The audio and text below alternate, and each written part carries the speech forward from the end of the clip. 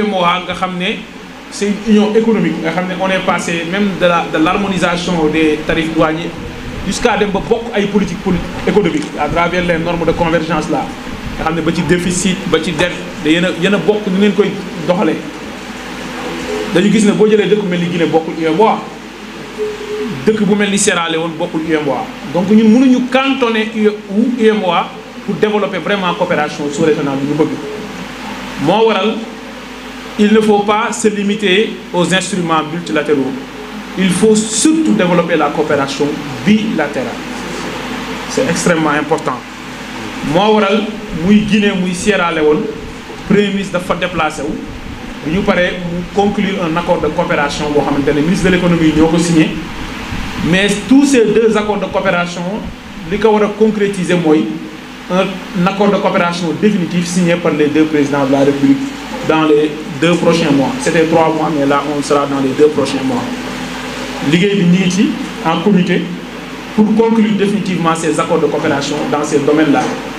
Mais l'idée pour solo comme il faut que nous harmoniser sur le cadre législatif. Donc, beaucoup de points critiques. Beneen point critique bi mooy bu ñu paree ci traité il faut que ñu créer ay véhicules comme ay sociétés de projet nga xam ne mooy permettre ñu am instance yi nga xam ne de façon exécutive ñoom ñooy liggéey bi ak ay comité mixte yoo xam ne dañu war a réunir régulièrement pour di évaluer di def le suivi aussi de nos termes yi nga xam ne moom nañu d'accord suñu coopération mais c'est extrêmement important comme ni nga ko waxee ci ñu ñangal loolu bu baax a baax parce que jëlal Sierra Leone bu ñu signé accord boobu dans la mise en œuvre suñu impliqué wul Guinée du jàll parce que bu ñu bëggee tey jëlee ay ressources minières Sierra Leone indi ko Guinée indi ko Sénégal mais naturellement su dee par voie terrestre dañuy jaar Guinée c'est important bu dee par voie maritime dañuy passer par les limites territoriales de la Guinée mais aussi de la Guinée-Bissau donc il faudra pour impliquer état yooyu dans tout le schéma donc institutionnel ñoom ñu gis ci seen bopp ñun tam ñu gis ci bopp loolu lu am solo la ci fi ñu jëm beneen bi ci tegu mooy li jëm ci contrôle bi war a am muy SG Mor Ndiaye ci tonnage est-ce que bu ñu nee nangami tonne d'or lañ génnee ci réew mi est-ce que loolu mooy méngoo ci histoire u dëkk yi ñi xam histoire ressources extractives mooy état yi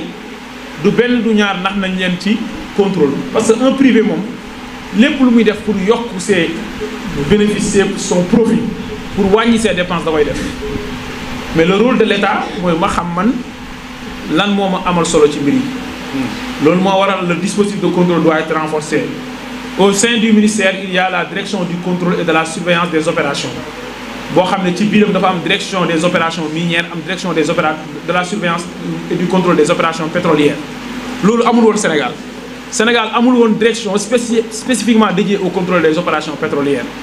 c'est une innovation de ce régime une direction générale du contrôle de toutes les opérations avec les déclinaisons minières et pétrolières et objectif bi mooy jox leen des moyens sophistiqués waaye aussi le dispositif de contrôle dans le cadre législatif et réglementaire dañ ko war a xoolaat parce que comme li nga wax ci or bi waaw dafay génn directement est-ce que loolu moo gën ñaareel bi mooy buy dem dafay am ay commission levée d'or benn agent wu mine ak benn agent wu douane bu ñëw taxaw ñu def commission levée d'or est-ce que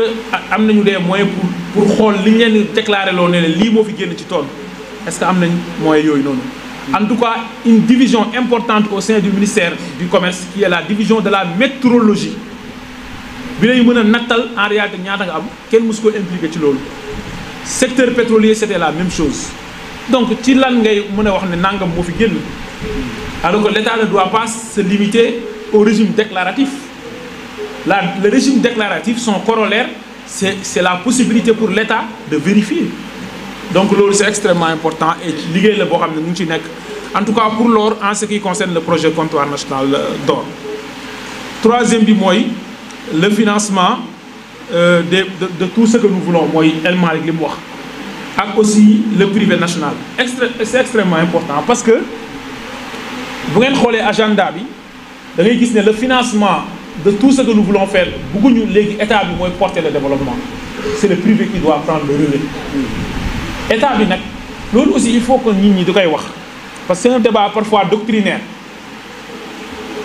li ñuy gëmloo nit ñi ne état yi waruñ dugg dans le commerce juridique loolu wérul ci dëkk Afrique yi ñu nekk dëkk yi développé yëpp bi ñu tollee ci période bi nga xam ne c'est des pays en voie de développement tooguñu naan seen secteur privé national kaay leen ngeen def alors que leer na leen ce secteur privé national amul capitaux yi par rapport ak secteur privé étranger yi amul expertise bi technologie bi maîtriser gu ko par rapport ak secteur privé étranger mais état bi dafa war a baliser le chemin pour le secteur privé national mooy une législation bu ko favorable nga xam ne mu mën a am compétitivité ci li muy def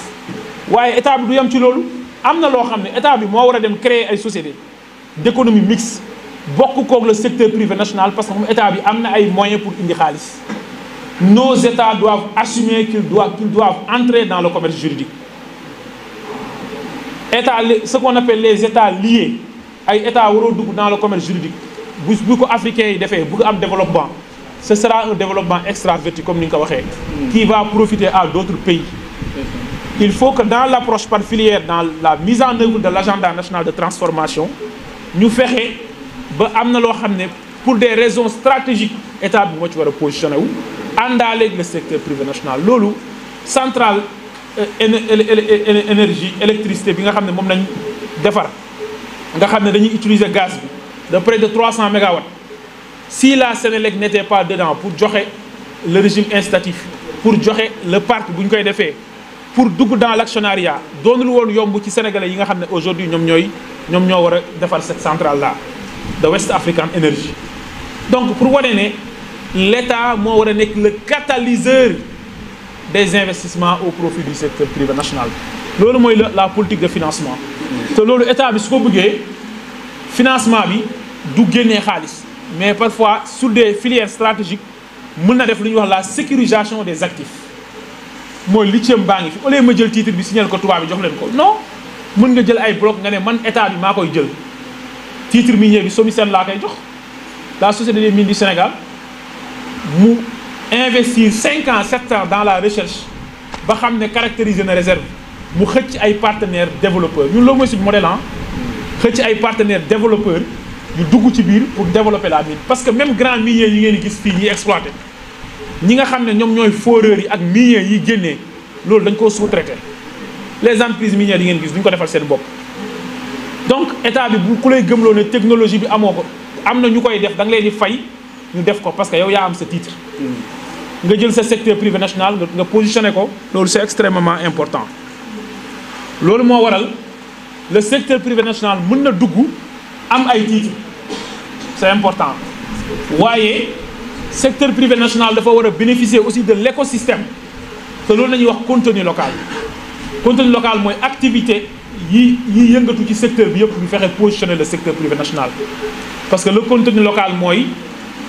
l'expertise sénégalaise sous ces deux angles